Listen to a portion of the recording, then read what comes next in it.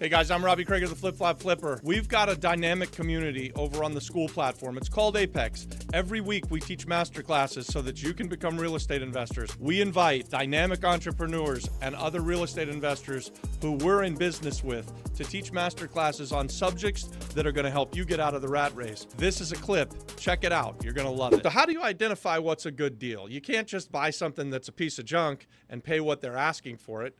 If you find a property from a wholesaler and they send you a price and you just pay without looking at it, you're going to be committing suicide, and it's a formula for disaster.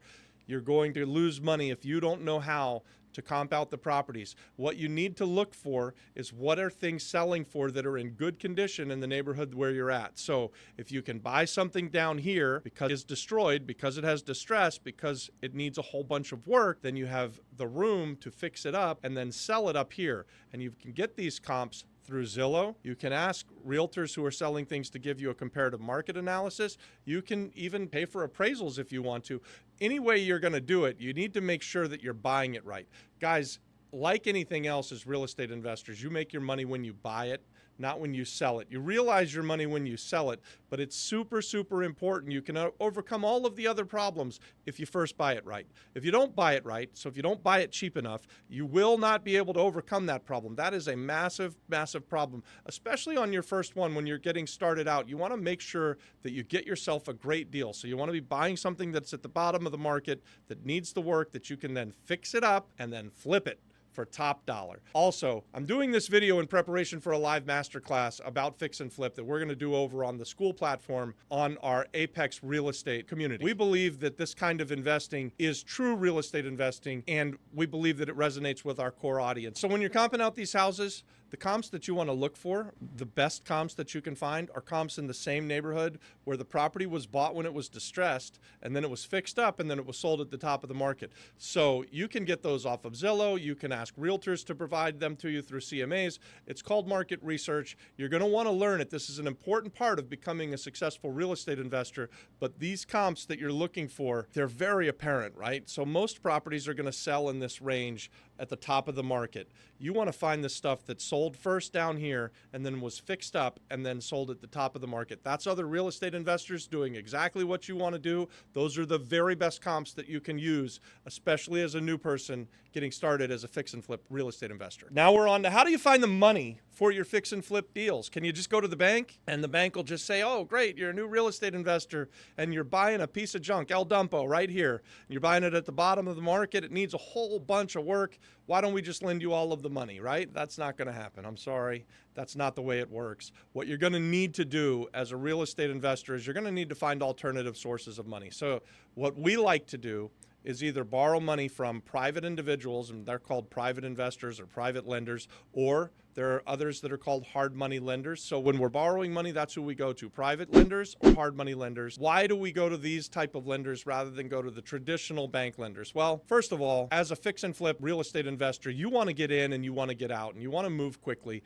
And if you see a great deal and you've got plenty of spread in it to do the value add real estate investment and then sell it at top of the market, there are dozens of other real estate investors in your area that are going to be seeing the same thing, because there aren't that many of them, guys. There are only about 3 to 5% of the entire market of stuff that's going to be for sale in your area. So competition is heavy. You need to be able to make the offers fast and get the money from a private lender or a hard money lender. They move faster than banks. They're also real estate investors. So they will come alongside of you. They'll see what you see and they will trust in you. They will lend on your deal of the lifetime. The bank will still make you jump through all of the hoops and basically not qualify the house at the end of the day. As a fix and flip investor, borrowing money on these distressed houses is a really, really hard way to go. So just letting you know that up front, ripping that Band-Aid off. It's going to be very hard to get the banks to lend on this stuff. Even if they'll lend it, they won't lend it fast enough. Bankers are terrible business people. The next thing that I want to talk to you about on these fix and flip deals is when you're thinking about your renovation budget. So maybe this is something that we should have talked about before even talking about getting the money.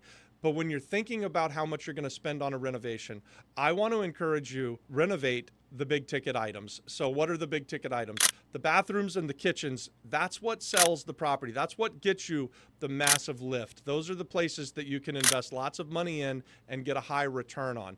You're going to need to make sure that the roof works and that it doesn't leak.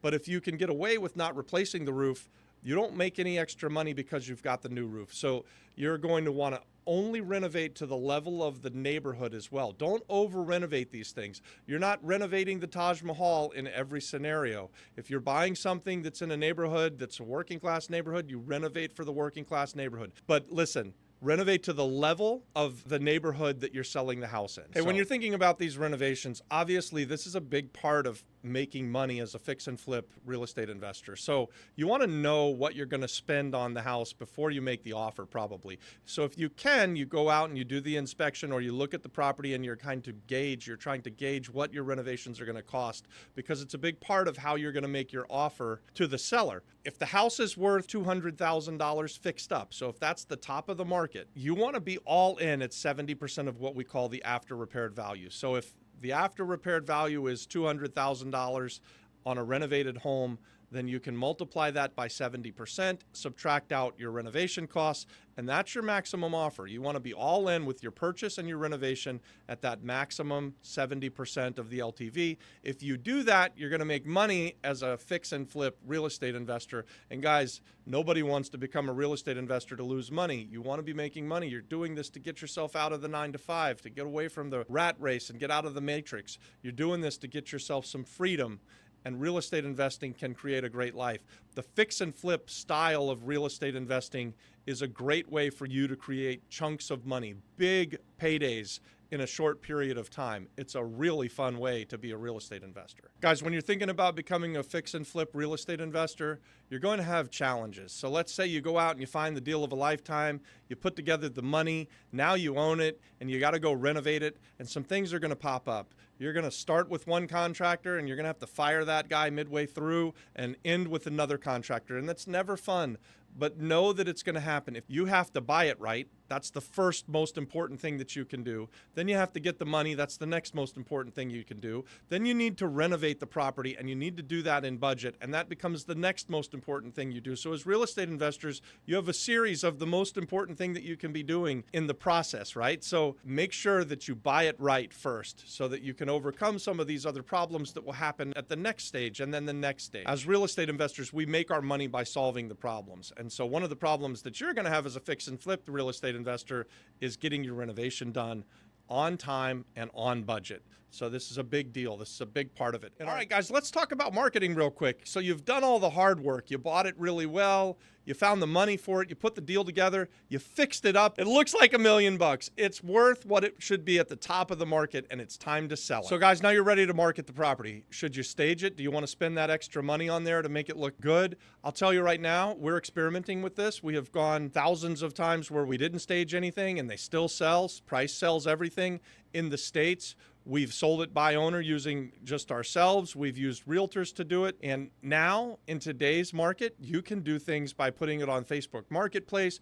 You can put it on Zillow yourself. How much work do you want to do will determine where you're going to market it and what you're going to do with it. I think you need to remember that pictures are going to sell. We're in a digital world right now. So most of the ways that you can sell, you're going to need great pictures. So either be very good with your pictures if you can do it yourself, or hire a professional photographer. This is super important. I think also spending the money to stage a house, if you've got enough room in the budget, you're going to sell faster. You're going to get a little bit more money if you stage it as well. So guys, if you're going to become a real estate investor, maybe you started out as a wholesaler and you've done a deal or two, but you're quickly wanting to take it to the next step.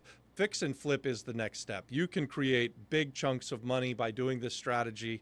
We've been successful with this for 25 years now. Finding a property that is bought way down here because it needs a whole bunch of work, doing the value add, bringing it up to its highest and best look, to its top of the market value, and then putting it on the market and selling it. When you are a fix and flip investor, just remember this: buying it is key. That's where you make your money. You make your money when you buy it. If you buy it right, you're going to make money. You're going to be able to overcome all of the other problems that come up, and it's a great life. I encourage you guys to become real estate investors, and the fix and flip strategy is one way that anyone can do it. It's really not that hard. If you want to come and check out our masterclass where we're going to deep dive on this subject matter, join us over on the Apex Real Estate community. The link is in the description. We want you to come and join us over there on that platform. You can network with us, you can learn with us, and ultimately, guys, we want to make real estate easy for you, and we'd love to do a deal with you. So with that, give this video a like. Thanks for watching. We'll see you on the next one.